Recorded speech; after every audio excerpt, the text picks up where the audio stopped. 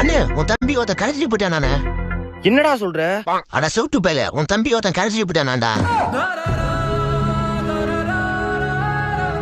தம்பி என்னடா ஆச்சு? ஏய் யாரா உன்னை இப்படி பண்ணா சொல்லுடா. பேசுடா. ஐயோ என் தம்பியாட்டு பேச கூட முடியல, என்னாச்சுன்னு தெரியலையே. ஐயோ வாயில டேப் போட்டிருக்கா. இப்ப சொல்றா தம்பி, யாரா உன்னை இப்படி பண்ணா? தோ அந்த கிழவன் தான். கேளட்டு பயல, நான் யாருன்னு தெரியுமாடா உனக்கு? உனக்கு வார்னிங் தரேன், 3 என்றதுக்குள்ள ஓடிடு. 1 2 3